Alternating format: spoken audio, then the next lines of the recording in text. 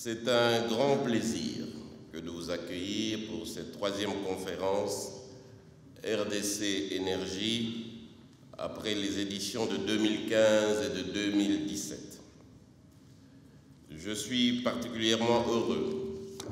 que la Fédération des entreprises du Congo continue à s'investir fortement sur ce sujet via des manifestations comme celle-ci qui constituent autant d'occasions de rencontres et d'échanges entre les secteurs publics et privés. Et ce, par le biais de sa Commission nationale énergie, dont je salue et remercie les membres présents ici, et bien sûr particulièrement son président, par ailleurs vice-président national de la FEC, M. Eric Monga. Je salue et félicite également tous ceux qui sont impliqués dans l'organisation de ces rencontres qui ont largement innové cette année en proposant un programme très dense qui comporte un grand nombre de communications qui nous permettront de prendre connaissance des derniers projets en cours ou des technologies innovantes adaptées à notre contexte national.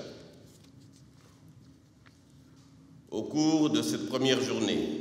on vous l'a dit, nous aurons le plaisir d'accueillir un grand nombre de représentants et d'acteurs du secteur de l'énergie et bien entendu, le premier d'entre eux sur le plan national, son Excellence, Monsieur le ministre de l'Énergie, que je remercie tout particulièrement de sa présence, ainsi que différentes agences spécialisées de l'État, les services fiscaux et bien entendu l'opérateur public, la SNEL, et tous les opérateurs privés. Mesdames et messieurs, distingués invités, nous connaissons tous le rôle essentiel que joue le développement énergétique pour notre pays en particulier, mais également pour toute l'Afrique en général, un rôle qui chez nous reste malheureusement largement embryonnaire. Oui, malheureusement, car ce constat n'est pas nouveau. Il devient un peu plus difficile, année après année, de prononcer un mot de bienvenue qui apporterait quelque chose de neuf au débat, tant la situation de notre pays, mais également celle de tout le continent africain, évolue avec lenteur, ou à tout le moins pas aussi vite que nous le souhaiterions. Ce n'est certes pas par manque de volonté, notamment d'un nombre toujours croissant d'acteurs indépendants qui souhaitent ou souhaiteraient s'engager sur la voie de l'industrialisation énergétique de notre pays, comme d'ailleurs votre présence nombreuse en témoigne aujourd'hui. Ce serait plus probablement le fait d'un faisceau de contraintes réglementaires, économiques, structurelles qui bride l'initiative. Et pourtant, nous connaissons tous l'importance du développement énergétique dans le développement tout court. Nous connaissons tous l'urgence économique, l'urgence sociale, l'urgence écologique que représentent les enjeux énergétiques. L'énergie, on ne le dira jamais assez, est le moteur du développement. On sait qu'il permet le décollage économique, agricole et industriel. Ce n'est pas un hasard si le 7e objectif de développement durable adopté par l'Assemblée générale des Nations unies en 2015 lui est exclusivement consacré, à savoir assurer un accès pour tous à une énergie fiable, durable, moderne et abordable. L'urgence sociale est là. Nous savons tous que 600 millions de personnes en Afrique subsaharienne n'ont pas accès à l'électricité. Seulement 33% d'entre elles y ont accès. Et dans notre pays, c'est moins de 10%. Quasiment zéro dans les zones rurales et à peine 19% dans les zones urbaines. L'urgence écologique également. Nous savons tous que les combustibles traditionnels, le bois et le charbon de bois représentent plus de la moitié du bilan énergétique primaire et final de l'Afrique. tout comme en RDC, où 80% de la population utilise des combustibles traditionnels pour cuisiner, se chauffer, avec les risques que cela fait peser sur notre patrimoine forestier, qui serait sans doute mieux valorisé à d'autres usages. L'urgence économique. Nous savons tous, en commençant par le secteur minier, secteur important de notre pays, qu'il rencontre de grandes difficultés pour s'approvisionner et qu'il fait face à un déficit de l'offre estimé entre 700 et 1000 mégawatts. Ce déficit coûterait, en termes de production, selon certaines sources, entre 300 000 et 500 000 tonnes de cuivre par an. Mais à ce sujet, je voudrais faire allusion, dans le cadre de l'ex-Grand Katanga, au projet de centrale thermique développé par la Gécamine à Luena et qui a proposé à ces mêmes miniers une offre en énergie sûre et garantie par des opérateurs mondialement connus. Je dois dire que même si les promesses de souscription ont finalement pu être atteintes, cela ne fut pas aussi rapide qu'on aurait pu s'y attendre dans un contexte où le déficit énergétique et ses conséquences nous sont souvent rappelés, certes souvent bien sûr à l'appui d'autres revendications. Cela étant dit, et il faut insister là-dessus, il n'y a pas que les miniers qui ont besoin d'énergie. Il y a aussi, et de façon tout aussi importante, l'agro-industrie et l'industrie manufacturière, sans oublier bien sûr le secteur tertiaire. Dans le même temps, mesdames et messieurs, nous apprenons et nous savons que la capacité de production installée en Afrique totaliserait 28 gigawatts, alors que la République démocratique du Congo, à elle seule, possède un potentiel hydroélectrique de 774 gigawatts,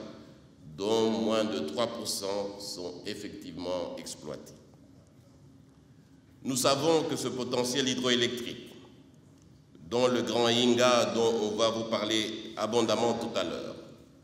constituerait une réponse efficace et efficiente tant à la demande potentielle intérieure du pays, qui n'aura certes pas besoin de temps avant longtemps, mais aussi de la sous-région.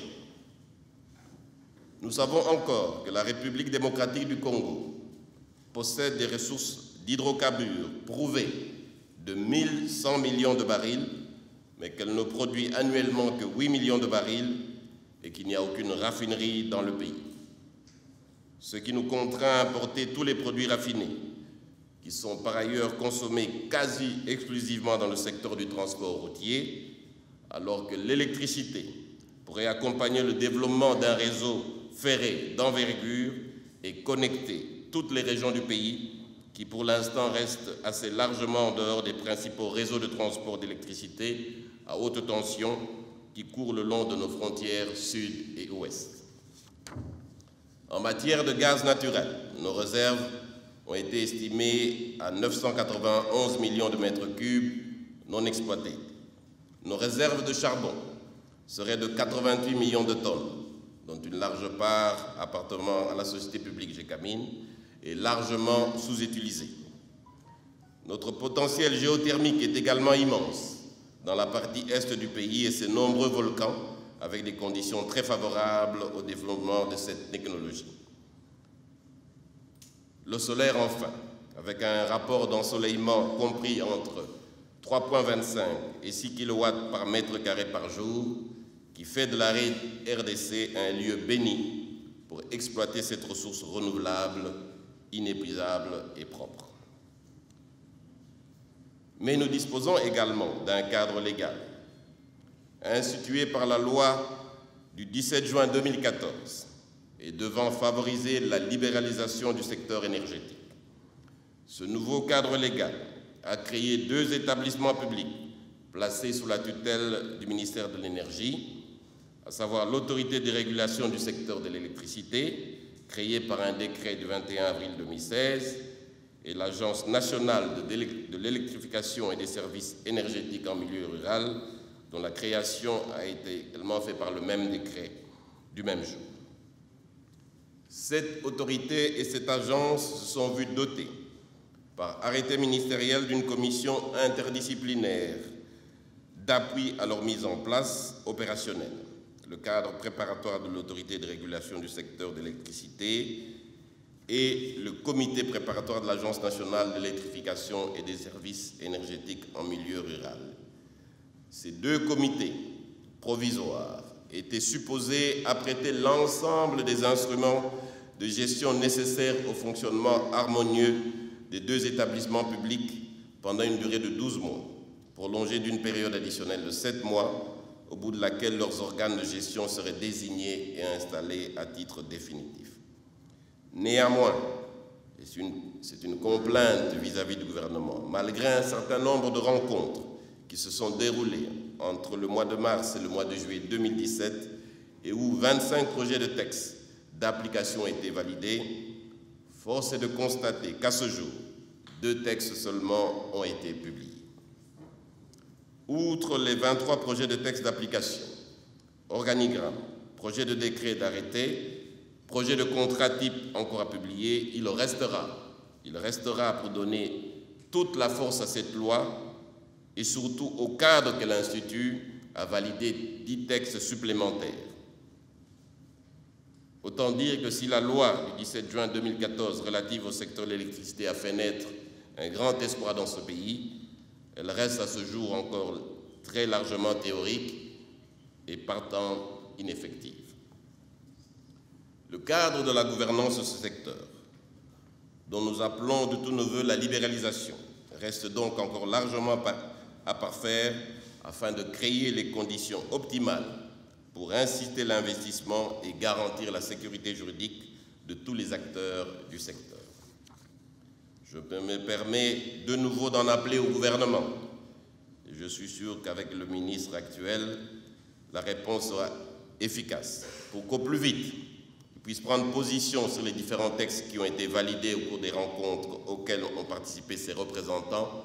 pour qu'enfin, près de 4 années après la promulgation de cette loi si importante pour notre pays, nous puissions enfin bénéficier du cadre adapté aux défis énergétiques auxquels nous faisons face. Mesdames et messieurs, distingués invités,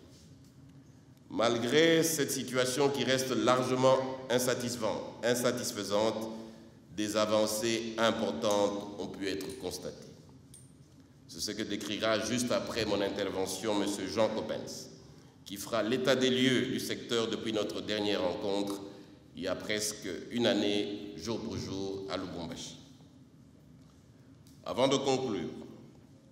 je voudrais encore prendre quelques instants supplémentaires pour revenir sur le projet de l'UENA, qui vous sera détaillé cet après-midi par son directeur général. Ce projet est entré depuis quelques semaines dans ce que nous espérons être la dernière ligne droite, devant mener au financement du projet et au début effectif des travaux. Pour mémoire, il s'agira d'une centrale thermique de 570 MW en 2 phases, qui visera à produire l'énergie électrique à partir des réserves de charbon de la GECAMI. Si j'ai souhaité évoquer ce sujet en tant que président de l'AFEC, c'est d'abord pour vous tenir informé de l'état d'avancement de cet important projet qui pourra résoudre une partie du déficit énergétique vécu dans l'ancienne province du Katanga, et pour vous dire que ce projet sera porteur d'immenses capacités de sous-traitance pour les entreprises locales, qui auront réellement une place rapidement à se faire dans le secteur de l'énergie, qui ne doit pas rester uniquement aux sociétés étrangères. Mais c'est aussi également pour témoigner auprès de tous ceux qui souhaiteraient s'engager dans une telle aventure que c'est un processus nécessairement long et difficile, car au-delà de l'équation réelle, mais un peu simpliste entre l'offre d'une solution à un besoin théorique d'énergie pour un pays et une demande solvable pour garantir le financement d'un tel projet, il y a une certaine distance, voire un grand besoin de fonds de roulement qu'il ne faut surtout pas mésestimer. Les besoins du pays sont certes quasi infinis, mais ils ne correspondent pas nécessairement à un instant T à une demande solvable, industrielle, qui, elle, n'est pas extensible à l'infini et peut se révéler par ailleurs cyclique, comme nous avons pu le voir ces dernières années. Mais surtout, il faut savoir que c'est un marché ouvert, dans lequel nous faisons face à une concurrence sous-régionale, souvent utile pour nos industries, mais qui peut parfois être plus attractive pour nos propres offres, pour de multiples raisons qui vous seront expliquées. La période, mesdames et messieurs, est donc opportune pour des projets à maturité ou presque,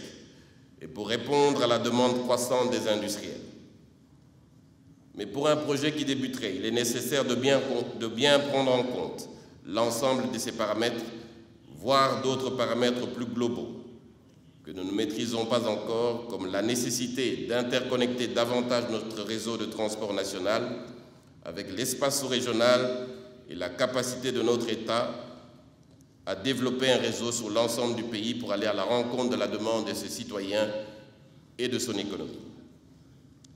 Il est donc nécessaire de concilier plusieurs horizons temporels, celui du développement global d'un pays qui nécessitera pour advenir le renforcement de ses capacités globales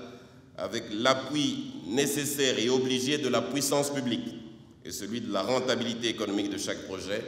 pour permettre son financement et son développement. C'est pourquoi, à côté de l'initiative purement privée que j'encourage de mes vœux, je crois également qu'il est urgent que nous développions un cadre adéquat, propice aux partenariats publics-privés, qui constitueront également une réponse aux besoins de financement sur un temps particulièrement long de nos principales infrastructures, qu'elles soient énergétiques ou de transport. Mesdames et messieurs distingués invités, sur ces dernières paroles qui ne doivent en aucun cas tempérer l'ardeur des futurs porteurs du projet, ni celle de ceux qui souhaiteraient les financer, je vous encourage au contraire à bien préparer les projets en amont pour pouvoir faire preuve d'une détermination sans faille dans leur réalisation, et je vous remercie.